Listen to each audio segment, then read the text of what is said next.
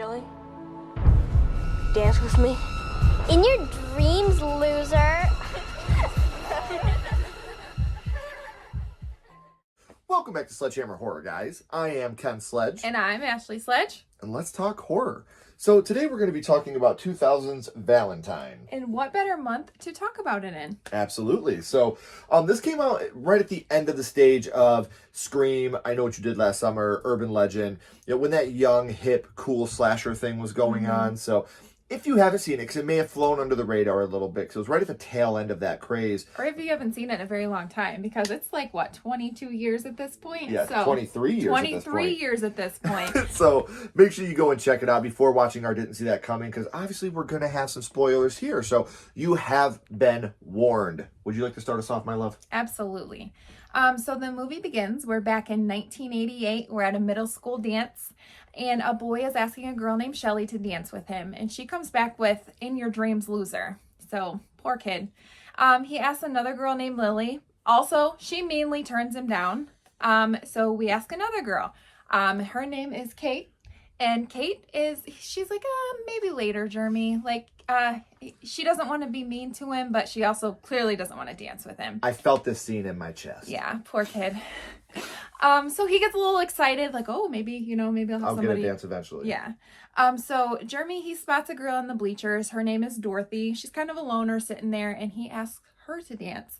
And she smiles at him, grabs her hand. They go underneath the bleachers, and they're making out, And we got to say, I'm not saying this to be cruel or to be mean, but it plays into the movie later. Mm-hmm. Dorothy's a bigger girl. Yes. She's, I'm not going to say she's fat because I'm not going to look at a young lady that way. No, she's not fat. She's big boned. She's a bigger girl. Mm-hmm. And again, this is not me pointing it out because it's ha-ha or anything like that. It is relevant to the story. And before we get any further, trigger warning if bullying and abuse is something that really hits hard with you. Yeah, this scene is very hard to watch, absolutely, especially because they're so young. Yeah.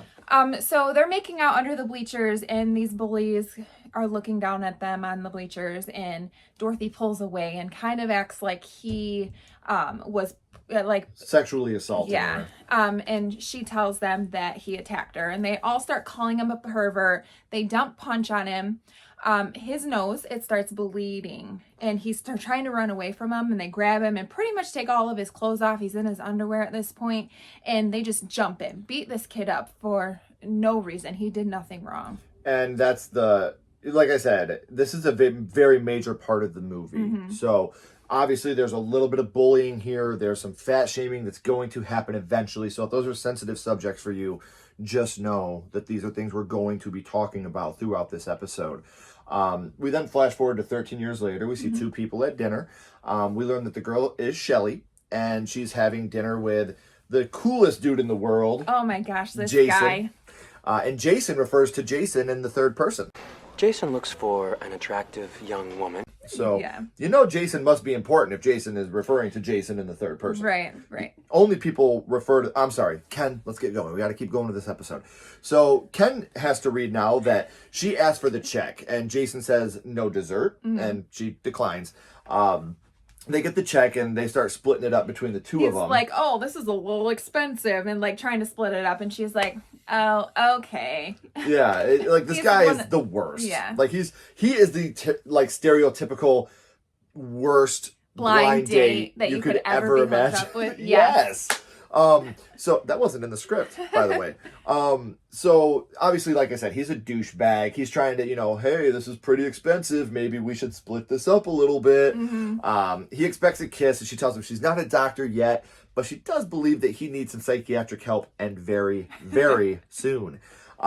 Shelly goes to the lab to study for her final. She's going to cut open a corpse when she hears a thud in the distance. Mm-hmm. She goes to check it out and runs into somebody else who has stayed there a little bit late. So she notices a note taped to her locker, and she opens it, and in it is a little rhyme. For you, my love grows as you bleed from your neck. And she's just like very off put by this. Like, what the hell, This sounds like something little 14-year-old emo Kenny would write in one of my little fucking No emo wonder songs. no one wanted to dance with you. My love for you grows with the blood from your neck. Right. So like I said, she throws it in the trash. She goes back to her corpse and she has her scalpel and she's about to cut into the abdomen of her corpse when it rises, it breathes. And this got me, like, this was a really good jump scare. So she falls back into a closet and this is where her actual corpse falls out onto her. And she looks back at the table and nobody's there. So she grabs her scalpel again. She's looking around the room, like trying to figure out who's in there with her when she gets grabbed behind a curtain and she's fighting them, gets free, runs down the hall into this room that's got a bunch of body bags full of dead people. She hides in one of the body bags. We notice that the killer, he's dressed in all black. He has a Cupid mask on. Look, I'm going to be upfront here. As much as I really am not a fan of this movie, I love the Cupid mask. The Cupid mask is really cool. Yes. I tried to find the Cupid mask, but you can't find them anywhere. No. So Cupid, he sees all these body bags and he starts opening them one by one. And then he's like, you know what? What's an easier way? Let me just start stabbing them all. So he stabs every single dead corpse. Nothing moves. The last one he opens, she's in there. She screams and he slits her neck. She starts bleeding. And it's amazing because you would think that she would be the main character in this film. If this film was made today, she would be one of the main characters in this absolutely. film. And also right here, after he slits her throat, the killer gets a bloody nose. And the killer gets a bloody nose, yes. So we pan over to adult Kate and Paige. Paige is trying to get Kate to do speed dating. Yes. Kate doesn't really want to because she hasn't really broke up with her boyfriend Adam yet. And this is, again, so 2000s right here. You know, no Facebook. No, not even MySpace yet. Right. We were still in the infancy of MSN Messenger at this point. Okay, and ICQ. Boo-doo.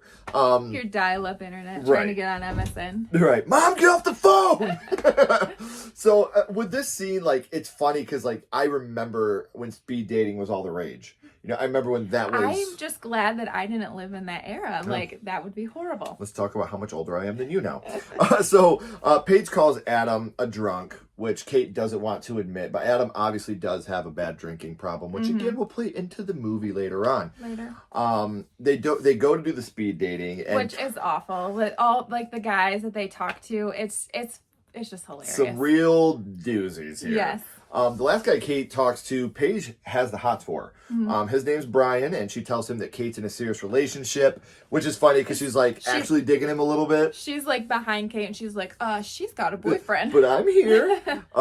So the girls are laughing, leaving when Kate gets a call from Dorothy about Shelly's death.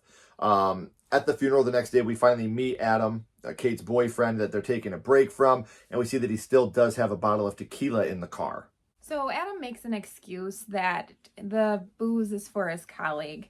He says, I haven't touched anything in 3 weeks. You know, he's really laying it on thick here. Like, I'm doing really good. And I think she kind of believes him. I think it's more she wants to believe him. Yeah. Yeah. Because I think that's probably their biggest issue is his drinking. She's in love with him. Yeah. But she just can't. Obviously, he's not a good person when he's drinking. So he asks her out to dinner and she declines. She's just trying to do this relationship like let's heal us. He leaves and this is when her 4 girlfriends walk up. We meet Detective Vaughn and he asks the girls if they knew Shelly and when was the last time that they've seen him. And none of them have really seen her in a long time because she was super busy with med school. He then asks if they knew a man named Jason Marquette. He was the last one that was seen with Shelly the night of her death. And he also speaks in the third person. Jason likes your dress. I just want to say Jason Marquette, JM. Yeah. Okay. I see Jason Marquette. He tells them if you guys hear anything or anything that you can think of, give me a call. Right. So we follow Dorothy home to her enormous mansion. She lives in a very, very nice Right. And she gets a nasty Valentine as well, signed JM, Jason Marquette. Maybe. Possibly. Does the card refer to itself in the third person? Jason likes your dress. A guy named Campbell stops by and gives her a sob story about how his roommate didn't pay rent and left town. All his money is invested in his startup.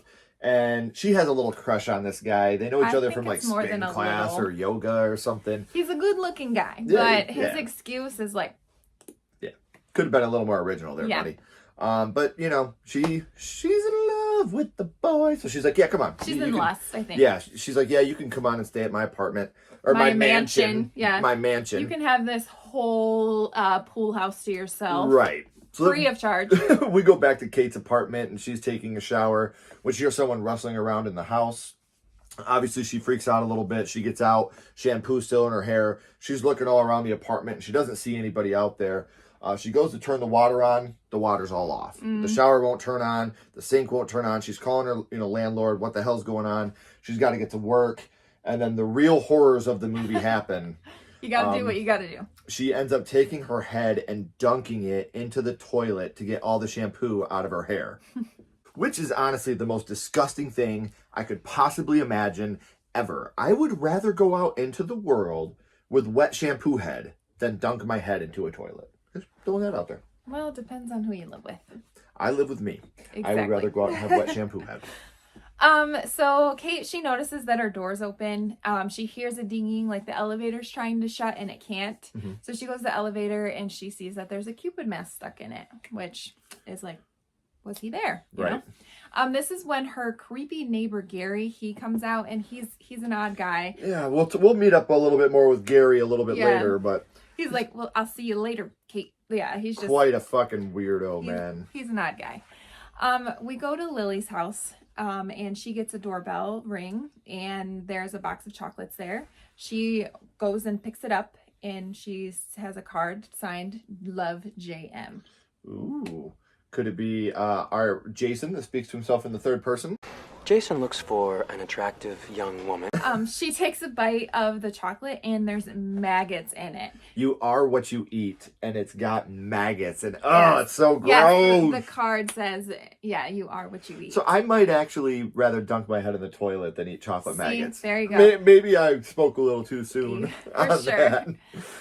So Lily and Paige are trying to go through different names of JM, thinking of different guys that they've dated with those initials. And they say Jeremy Melton, and Lily doesn't remember who Jeremy Melton is. Which is almost even more insulting. Right. Like that's the guy I used to pick on. Fuck that guy. You don't even remember this kid whose life was ruined in junior high.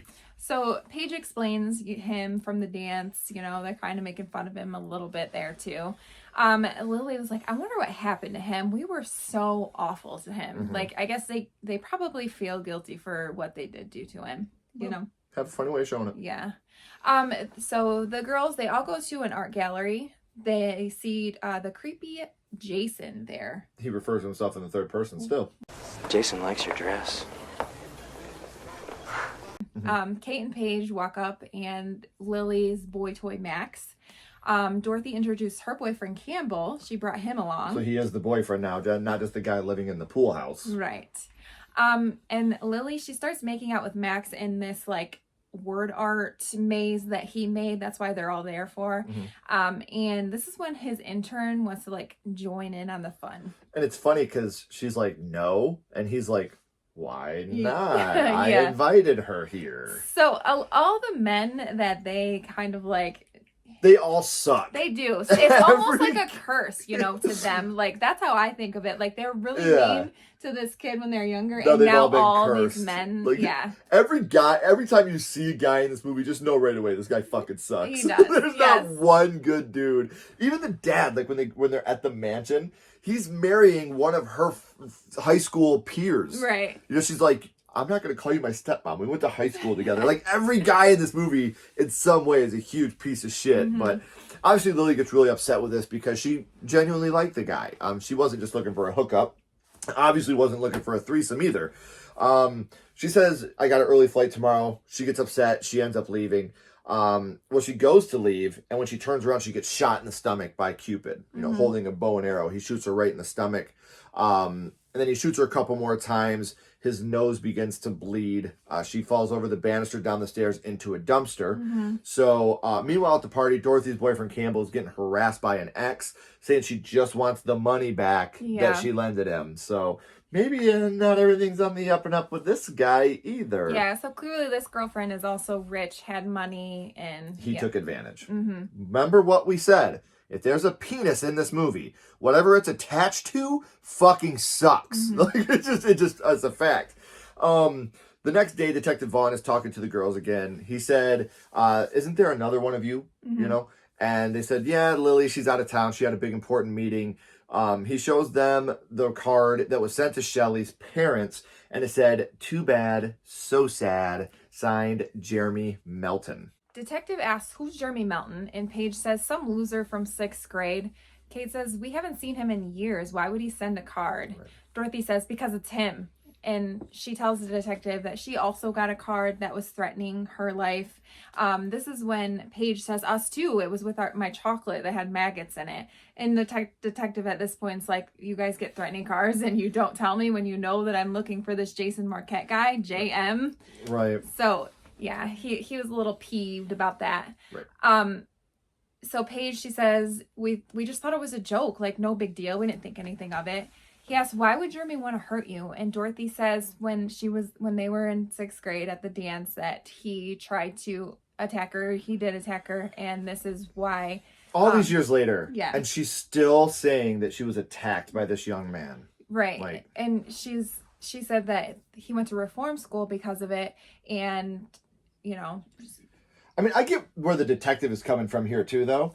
Because he's like, this kid was in 6th grade. Yeah, like, is he really worth getting worked up over? But he says that he'll check him out anyways. Right. So as they're leaving, now Dorothy finally admits that Jeremy never attacked her. She only said that he did. Yeah, just to her girlfriends. Like, right. She doesn't tell detective that because she's probably pretty ashamed of herself. Right. I would be. Right. Well, and especially, like I said earlier, something that would come into play. She's like, I was fat. I was the fat girl that no one wanted to be around. And he's the only one that ever looked at me that way. And then those guys came up, and I was embarrassed, and I lied, and they attacked him. And I kind of feel for her at this moment, but at the same time, like, I don't. Yeah. I'm sorry that you were an overweight young lady. You made a choice to go and kiss this boy, to act like he sexually assaulted you so he'd get the shit beat out of him by a bunch of people. Right. Not okay. I mean, both areas are sad. It's just a sad, It's a sad origin story, it sure. really is. But I don't know. It's really sad to me to think that a young boy getting his first kiss gets the living shit beat out of him and his whole life ruined over a lie. Yeah. That's the type of stuff that is really scary when you're a parent, to think of something like that happening to your little boy or your little girl. And you don't have to be a parent, just as a human being. To think of that happening to another human being is very scary and very sad. So that is one area of this movie I think is really, really, I don't want to say cool or awesome, but it's very factual, and it made you feel a little bit at that moment. So Detective Vaughn, he pulls up the files on Jeremy Melton, and after reform school, we find out that he went to a juvenile hall, and then 6 months after that, he went to a mental hospital. So he's had a pretty tough life. And then Kate asks the detective where he is now, and he says that he just does not know. So all they know about Jeremy Melton is that his parents' house burned up in a fire a couple years ago. Kate asked if he was involved in it, and they don't know because it was ruled an accident. And in the house fire, his parents did die. Yes, they did die. Yes, so both of his parents died in a house fire as well. Detective pulled a photo of Jeremy from the 6th grade and ran some enhancement photos, and he's pretty much like, this guy could be anybody. 10 years is a really long time. So then he starts questioning where's your friend Lily? And Paige is like, we told you she's in LA. He's like, well, what about Max, her boyfriend? And they're like, all we know is he's a really bad artist that wants threesomes with his interns. Yeah, for sure. And so then he asks Kate, like, do you have a boyfriend? And she says, well, sort of. And he's like, what do you mean sort of? Like, how do you know it? And she goes on about how they worked at the paper together, how his mother's a lawyer and his father's a teacher, and that they are from Seattle. She's like, that's how good I know him. So It couldn't possibly be him. So then he asks Dorothy, and she's like, yeah, I have a boyfriend, but he's not Jeremy Melton. And, he's kind of like, well, how long have you known him? It's only been a month. A month, and she moves him into her house. Right. You don't even know his last name. The girls give her shit for letting him live in her house. Detective asks for his last name. She gets upset and she leaves. Kate leaves, and the detective asks Paige to stay. And, Again. It's a detective. So we're like, yeah, we can pull for this guy. No. If you think this is a good guy, you haven't been paying attention, because he starts to hit on her like the sleazeball that he is. Again, if you see a guy in this movie, he sucks. He fucking sucks. He really does. Back at Kate's apartment, her crappy neighbor Gary. Something we didn't mention earlier because it just kind of slides under the rug. She keeps talking about how her underwear is going missing. Yeah. And she thinks that, maybe Gary is doing no, it. Jeremy Melton or JM has been doing it maybe. Yeah. But we see that Jeremy, you know, or Gary, he's smelling her underwear, rubbing it on his face, putting it on. Cupid comes in, takes the iron and beats him to death. Detective Vaughn calls and they say they picked up Marquette. Dorothy gives Campbell a Valentine's present. It's a nice watch. They start to get really, really hot and heavy, but Campbell cannot perform. And he swears this has never happened before. And you know, every guy knows this doesn't really happen. It's just something you see on the TV and in the movies. This isn't something that really happens. Anyway, so Campbell's leaving for his investor meeting. Dorothy doesn't want him to go. He promises, I'll be back by the time your party starts. So he's like, I'm going to go take a shower. And this is when we find him on the phone trying to transfer all of Dorothy's dad's funds to an account that's his. He's got all her dad's information and he's, you know, they're asking for everything and he's got it because he would... Till the end. And he's like, why do you need to know all this stuff? I'm telling you it's me. And it's just like, God damn it, these guys suck. Yeah, again, we see his true colors. He is not the guy that, well, he didn't have me fooled, but Dorothy was fooled. Yeah. So he's in there. Dorothy asks him over the intercom to go light the pilot to the main house, because the water heater went out. And he's like, what am I, made around here? You're such a douchebag. Yeah. So he goes down to the basement, he lights the pilot, and when he goes to stand up, Cupid is behind him and axes him in the back. At this point, you're kind of rooting for Cupid. Oh, yeah, absolutely. You know, Cupid killed Gary, the creepy neighbor. Now he killed this douchebag. You're like, you know what? Maybe this movie's he's the anti-hero. Right. He's the Punisher. Maybe we should be rooting for Cupid at this movie. We need more Cupids for doing this. So it's Dorothy's dance, and obviously Campbell hasn't showed up yet because he's dead. And Dorothy's upset about it. She just knows that he's dumping her. Better off, girl. Yeah, for sure. Blessing in disguise. This is when Brian from Speed Dating shows up. He sees Paige dancing all sexy on the dance floor and he tells her, I want to take you upstairs and show you something. So they go upstairs and they're making out. He's got a surprise for her. And she's like, so what's the surprise? And he whips out, you know what? And he's like, surprise. She's like, you brought me up here to show me your penis. Wow, that's so sweet. Wow, such a nice guy. And he's like, well, what are you waiting for? You know, and she just gets up to leave. And he convinces her to stay. She's like, you know what? Fine. Go ahead and lay down. She ties his arms up, you know, ties his leg. Everything's getting all sexy and BDSM and kinky. He's like, I knew you were a freak. Yeah. So then she then dumps hot wax all over his member and surprise! Obviously, we don't feel bad for this guy at all because he's a complete douchebag. We cut back downstairs and Campbell's ex-girlfriend shows up again. And she's like, hey, that necklace you're wearing, that was mine. And she's like, I don't care. He loves me. And she's like, no, you're just a trust fund to him. Max shows up to the party and asks Kate if she's seen Lily. She says, no, she's in LA. And he's like, no, she never made it there. So then Campbell's ex sneaks into the room. Obviously, she's trying to go and find stuff of Campbell so she can get her money back in some way. Like, she pulls out the watch that Dorothy gave him, and she's like, oh, okay, well. Yep. And then she walks downstairs and sees Cupid pulling the maid in through the house, and the maid is dead. Cupid, he pulls out a knife on her, and she hits him with a pool stick, and she runs. She hides under, like, a seat in a sauna, and she finds Campbell. He's dead in there. She tries to get out, like she's looking in the hall, making sure Cupid isn't anywhere around. She starts running when Cupid grabs her from behind and like throws her through this shower, like this glass shower, and takes her from the back of the head and puts her neck through broken glass, which is very, very looks cringy. awesome. It does look awesome. His nose again is bleeding. Detective Vaughn, he calls Kate's phone and says that they had to let Marquette go. They didn't have enough evidence on him. So she tells Detective Vaughn at this point that Lily never showed up to LA. And he says, stay together. I will be there. I'm on my way. So Kate, she finds Adam and he's drinking and she gets really pissed. Remember, it was for a colleague. Yeah. She gets really pissed at him and runs away from him. Meanwhile, we have Paige. She's in her bathing suit. She's getting ready to get into a hot tub when she hears a door slam. It startles her. She looks back into the room, and then, she gets back in and she sees that there has been a rose placed on the hot tub. And she's yelling like, "Hello, does someone want to be my Valentine?" Searching the room. This scene is pretty intense. Yeah, this does have a lot of anxiety of her does. trying to figure out what the hell is actually going on. Well, then finally, Cupid grabs her, throws her in the hot tub, and shuts the lid to it. Which I think this is my favorite kill of the movie. Yeah. He takes a drill and starts drilling it through the lid. And at first you're like, what are you doing? She could breathe now. Now she's like, in a cage, but she's got holes drilled through the lid. Well, I know, but he hits her. He nicks her with the drill. And when he does that, he opens the lid and throws the drill into the hot tub, which electrocutes her and causes the electricity to go out in the whole house. Dorothy asks where Adam is, and Dorothy says it could be him. We don't know. Right. Kate says he's no angel, but he also is not a murderer. Right. Dorothy says, I don't trust your judgment, Kate. Kate is like, you didn't even know Campbell. You didn't know his last name. Like, you knew him for a week and you let him stay in your house. And you're going to talk about trusting my judgment at this point? Like, that's really the route that we're going to go here?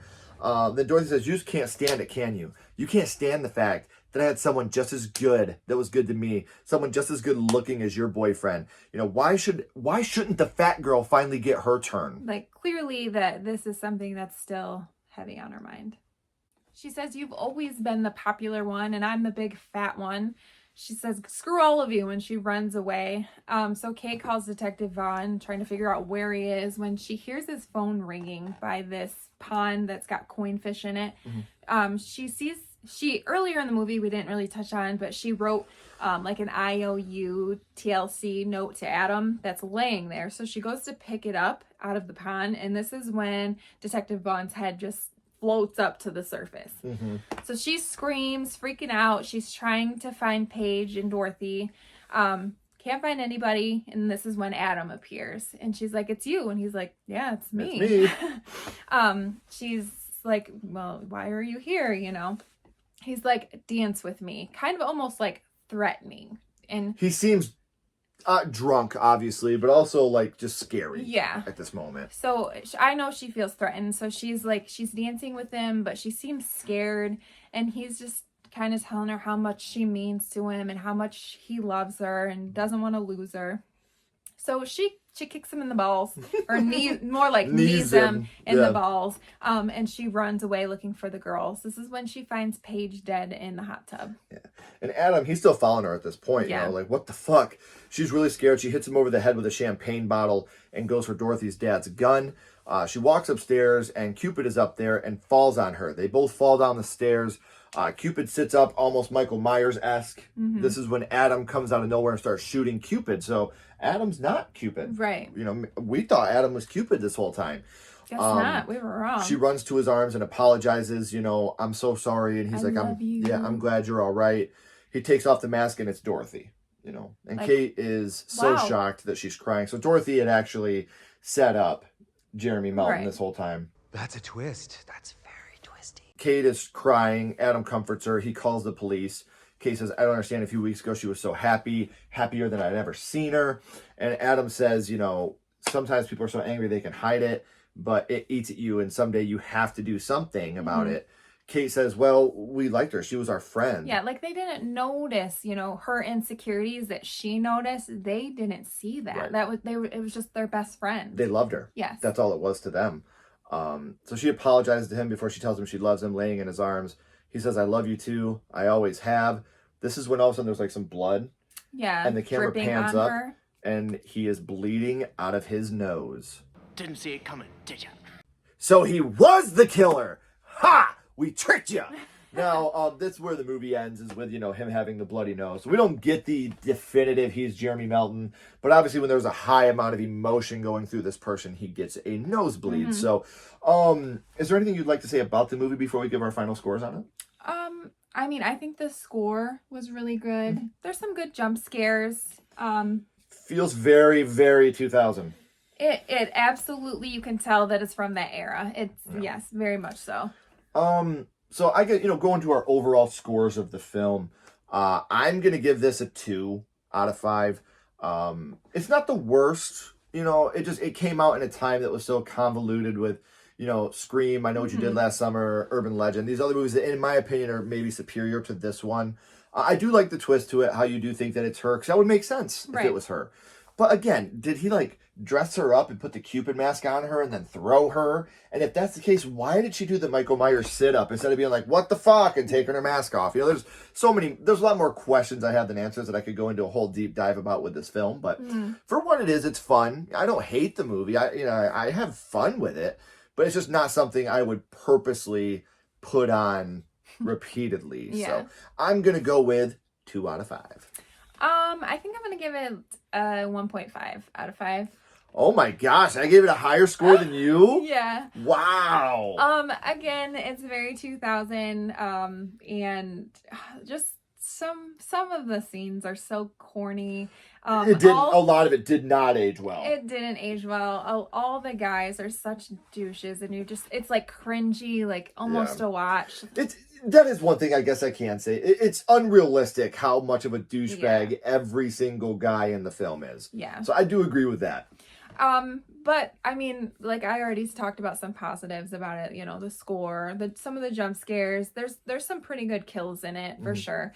But yeah, 1.5 out of 5 would be my score. That's fair. I could have easily gone with a 1.5 too. I gave it the benefit of the doubt because I remember the first time I watched it, I had a lot more fun with it than being a 37-year-old man. Right. Watching the film again. So, I do think it's so amazing to me that Katherine Heigl had such a small role in this film, where I think if this was filmed 10 years after, if this was filmed in 2010, 2011, she'd have been the lead role. Yeah, because, I mean, that was her time. Yeah. So this was a little bit before she actually broke out in the scene. So we do, again, want to say thank you guys so much for joining us. We hope that all of you have a very, very happy Valentine's Day. Tell the people you love them. Never know when you won't be able to again. But until we see you next time, keep talking horror. Stay who you are. And we'll see you guys soon. Bye, guys.